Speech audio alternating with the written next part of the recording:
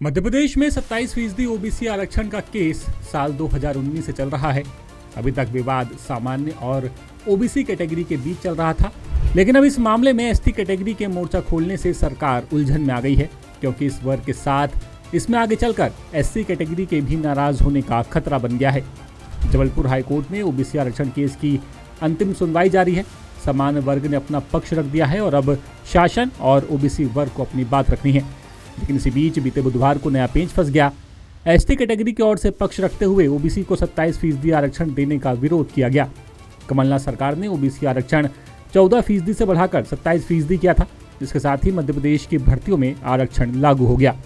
यानी फिलहाल अन्य पिछड़ा वर्ग यानी ओबीसी को 27%, अनुसूचित जनजाति यानी कि एसटी को 20%, अनुसूचित जाति यानी कि एससी को 16% और आर्थिक रूप से कमजोर वर्ग यानी कि ईडब्ल्यूएस को 10% आरक्षण दिया जा रहा है। इस तरह कुल आरक्षण 73% हो गया और अनारक्षित के लिए 27% पद ही खाली रह गए, जो पहले कभी 40% हुआ करते थे। लेकिन अलग अलग केस में फैसले के बाद ओबीसी आरक्षण को 14% तक ही सीमित रखा गया और 13% पद होल्ड कैटेगरी में जाने लगे। सरकार ने सितंबर 2022 में तय किया कि 13% पद उन्हें दिए जाएंगे जिनके पक्ष में कोर्ट का फैसला आएगा, यानी ओबीसी केस जीते तो 13% पद ओबीसी वालों को, और अगर सामान्य वर्ग ये केस जीता तो ये पद सामान्य वर्ग को मिलेंगे। पर अब बात करते हैं कि आखिर एसटी वर्ग आरक्षण बढ़ाने का विरोध क्यों कर रहा है। अभी मध्य प्रदेश में एसटी को 20% और एससी को 16% यानी कुल 36% आरक्षण मिला हुआ है। लेकिन देश के साथ ही मध्य प्रदेश में मेरिट के आधार पर भर्ती का नियम है। अगर किसी कैटेगरी वाले ने अपनी कैटेगरी के कट ऑफ अंक, उम्र सीमा जैसी छूट का फायदा नहीं लिया तो वो मेरिट में ज्यादा नंबर लाकर अनारक्षित कैटेगरी की सीट ले सकता है। यानी वो उम्मीदवार अनारक्षित कैटेगरी में शिफ्ट होगा और उसकी जगह की सीट उसी कैटेगरी के ही दूसरे उम्मीदवार को मेरिट पर मिल जाएगी।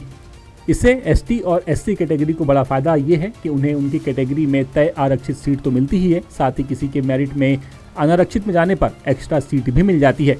लेकिन अगर ओबीसी आरक्षण 27% हुआ तो ये सीटें जाएंगी अनारक्षित कोटे से और एसटी को मिलने वाला फायदा कम हो जाएगा। इसीलिए एसटी वर्ग नहीं चाहता कि अनारक्षित कोटा कम हो। अब जैसा फायदा एसटी वर्ग को मिलता है, ठीक वैसा ही फायदा एससी, ओबीसी और ईडब्ल्यूएस वर्ग वाले भी लेते हैं। हाल फिलहाल में तो देखने में ये आ रहा है कि अनारक्षित कैटेगरी की 60% से ज़्यादा सीटें ओबीसी और ईडब्ल्यूएस कैटेगरी वालों को जा रही हैं। जैसे एमपीपीएससी के असिस्टेंट प्रोफेसर इतिहास के रिजल्ट में तो 10% अनारक्षित सीट में से सिर्फ एक सीट महिला उम्मीदवार को मिली, बाकी कैटेगरी वालों के खाते में गई। इसी तरह फूड सेफ्टी ऑफिसर भर्ती में हुआ, यानी कि हर परीक्षा का यही हाल है। जब कमलनाथ सरकार ने 27% ओबीसी आरक्षण लागू किया था तब एक नियम और लागू किया गया और वो नियम था कि जो जिस कैटेगरी में है वो वहीं रहेगा।